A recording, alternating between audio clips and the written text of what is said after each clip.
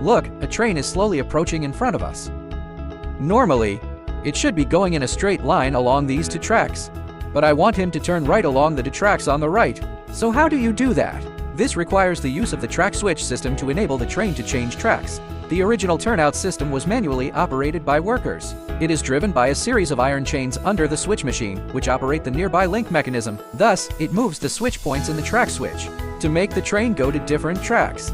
The train changing tracks seems simple, but it's quite complicated in actual operation. First, look at this train wheel. When you can't predict which track it will roll on, then you can watch this experiment. If train wheels were flat like car wheels, when it turns the track, it will fall off. If it's narrow on the inside and wide on the outside, it's not as good as a flat wheel. So the engineers designed it with a tapered shape, wider on the inside and narrower on the outside. Although this design allows the wheel to travel farther than on a flat surface, it still slips off the track when encountering a large turn. We can add a side to the inside of the wheel. Don't underestimate the small raised flange.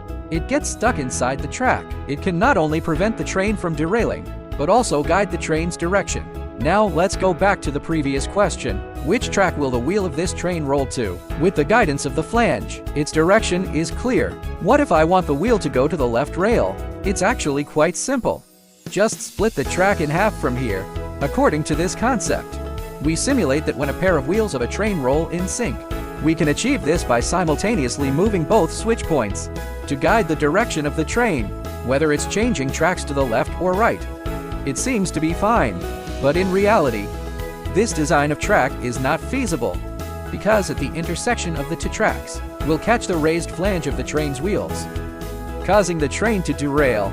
You, being clever, would surely think that's quite simple. The solution is to be at the intersection of the two tracks. Make a gap, so that the raised flange can pass through. But this design will bring new problems, just like digging a hole in a flat road.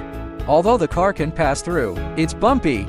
To solve this bumpy problem, we can extend the rails slightly on both sides of the crossing.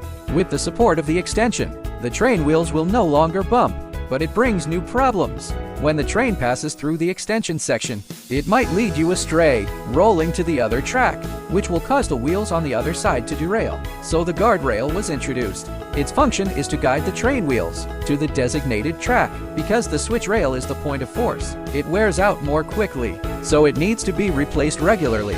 And now the turnout system is intelligently networked motor control. Movement of the switch points no longer requires manual operation by the switchman.